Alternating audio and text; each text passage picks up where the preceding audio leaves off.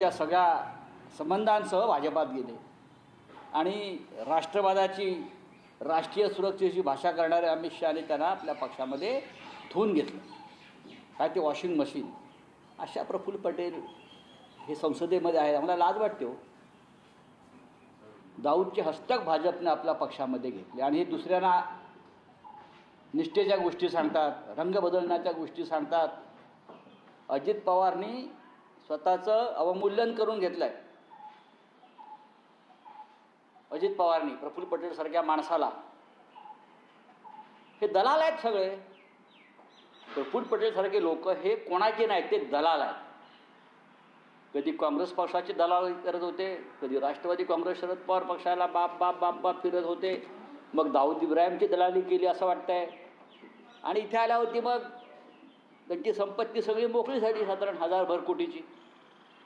अशा लोकांनी संसदेमध्ये उभं राहून त्यांची बोलण्याची लायकी आहे. रंग बदलू म्हणाले ते. आम्ही कसले रंग बदलले? अहो, आम्ही माननीय बाळासाहेब ठाकरे यांच्या पक्षामध्ये, माननीय उद्धव ठाकरे यांच्या पक्षामध्ये आहोत. तुमचे रंग आधी पहा, नक्की तुमचा कोणता रंग आहे. तुम्हाला दाऊद इब्राहिमचा हिरवा रंग लागलेला आहे आणि हे तुम्ही वक्तवर बोलताय. तुम्हाला दाऊद इब्राहिमचा, आणि मी प्रफुल्ल पटेलला सांगतो, माझ्या नादाला लागू नको, नागडा करेन. तिथे भाजपच्या लोकांना चमचेगिरी करून दाखवत होते काल. त्यांच्या अशा घाण दळभद्रांच्या तोंडाला लागणं म्हणजे महाराष्ट्राचा अपमान. हे शत्रू आहेत महाराष्ट्राचे. कशाला उगाच तुम्ही प्रफुल्ल पटेल यांच्याविषयी आम्ही नमस्कार करतो, पण काल त्यांनी अगदी जणू काय मी आकाशातून निष्ठेचा एक मूर्तिमंत पुतळा पडलेलो आहे खाली, फार मोठा राष्ट्रभक्त आहे, अशा पद्धतीने बघा. त्यांची जर मी इतिहास काढायला लागलो सगळा, त्यांना महाराष्ट्र सोडून जावा नाही, मी आत्ता सांगतो. आणि हे लोक देवेंद्रजीच्या बाजूला बसणार. काय लेवल आहे का फडणवीसांची? हे लोक मोदी, अमित शहा झाले कायम वाकलेले लोक आहे. त्यांना पाठीचा कणा नाही. हे आमच्या महाराष्ट्राचं नेतृत्व या संसदेमध्ये करतायत धंपक लोक. अशा लोकांना खांद्यावर काय भाजपने सुद्धा स्वतःची लायकी याच्यात दाखवून दिलेली. हे प्रफुल्ल पटेल सारखा दाऊद इब्राहिमचा आरोप आम्ही नाही केला, हा देशाच्या प्रधानमंत्र्यांनी केला. कुछ लोग मिर्ची का व्यवहार करते हैं, कुछ लोग मिर्ची से व्यवहार करताय.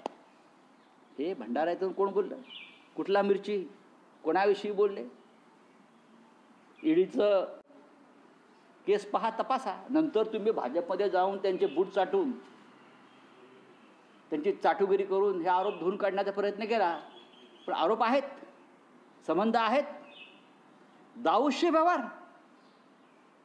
इक्बाल मिर्चीशी व्यवहार, बॉम्बस्फोटातला आरोपी, मुंबईमध्ये 100च्या वर ज्याने बॉम्बस्फोट केले, घडवले, दंगली घडवल्या, अशा माणसाशी व्यवहार. आता ते खुलासा करतील. मला ईडीने क्लीन चिट दिली, भाजपचे बूट चाटून ईडीने क्लीन चिट दिली, मोदी शहांची धुणी भांडी करून क्लीन चिट मिळवली. आताही तेच करताय. तेव्हा रंग बदलण्याच्या गोष्टी शिवसेनेच्या बाबतीत करू नका, तुम्हाला महाग पडेल. चला पुढे, पुढला प्रश्न.